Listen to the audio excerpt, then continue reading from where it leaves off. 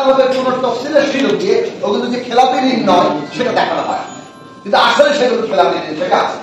এই টাকা পাচার হচ্ছে, ব্যাংকিং চ্যানেলে টাকা পাচার হচ্ছে, বিরাট বিরাট প্রকল্প থেকে লুট করে টাকা পাচার হচ্ছে, এবং এই সবগুলোর টাকা পাচার এর পরিণাম হচ্ছে বাংলাদেশে ডলার সংকট।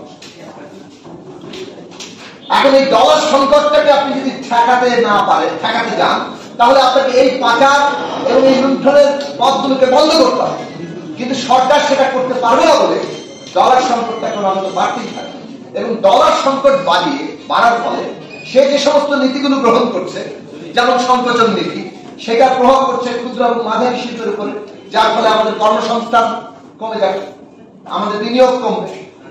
এই ডলার সংকোচনের প্রভাব এমনকি রপ্তানি খাতের উপর, তাদের প্রতিযোগিতার সক্ষমতা বিভিন্ন জায়গায় একটা ঝুঁকির মধ্যে পড়তে পারে।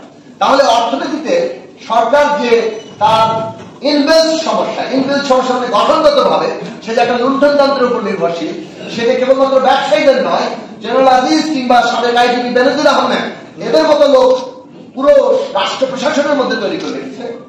এই লুণ্ঠনতন্ত্র বেরিয়ে যাওয়া সরকারের পক্ষে অসম্ভব বলে সে এমন কতগুলো পদক্ষেপে যাবে যেটা অর্থনীতিকে একটা চক্রের মধ্যে ফেলবে, যে চক্র হচ্ছে আরো খারাপের দিকে যাওয়া।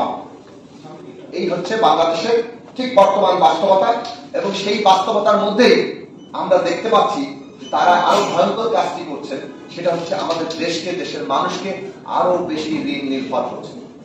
কেবল অভ্যন্তরীণ ঋণ নয়, ব্যাংকগুলোকে তারা বিপদে ফেলছেন, শিল্প উদ্যোক্তারা তারা বিপদে পড়বেন, কেউ সেই জায়গা থেকে নয়, বৈদেশিক ঋণ, এবং সেই বৈদেশিক ঋণ আনট্রান্সপারেন্ট মানে অস্বচ্ছ, সাপ্লায়ার ক্রেডিট তার মধ্যে অনেক বেশি, যার কোনো শর্ত আমরা জানি না।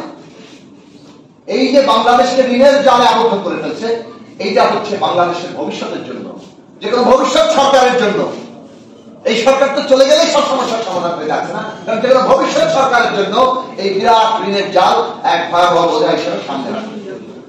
সুতরাং যে আলোচনাটা এখানে আমাদের নেতৃত্ব করেছেন, যে বাজেটে একটা জনগণের পক্ষে, সেটার নাম যাই দিন না কেন, গণমানুষের কল্যাণ রাষ্ট্র অন্যান্য, কিন্তু জনগণের পক্ষে ন্যূনতম নীতি নেওয়ার অর্থ হচ্ছে সাধারণ মানুষের মধ্যে কিভাবে যাবে, সাধারণ মানুষের কাছে রাষ্ট্রের এবং সরকারের যে উন্নয়ন সেবা সেগুলো কিভাবে পৌঁছাবে, তার কিভাবে নিত্য প্রয়োজনীয় জীবনের উন্নতি করবে।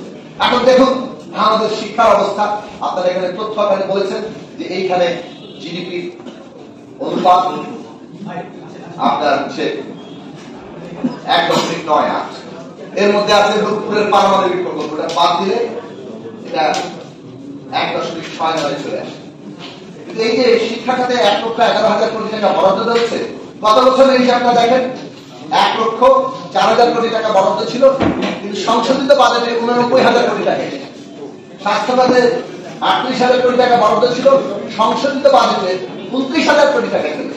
তার মানে এরা যা প্রথমে বলে সেটাও কিন্তু এই বছরের শেষে খরচটা হবে না, এটা থাকবে না। কিন্তু বাংলাদেশের শিক্ষা এবং স্বাস্থ্য খাতে শূন্য পদ আছে হাজার হাজার লক্ষ ছাড়িয়ে গেছে, শূন্য পদ।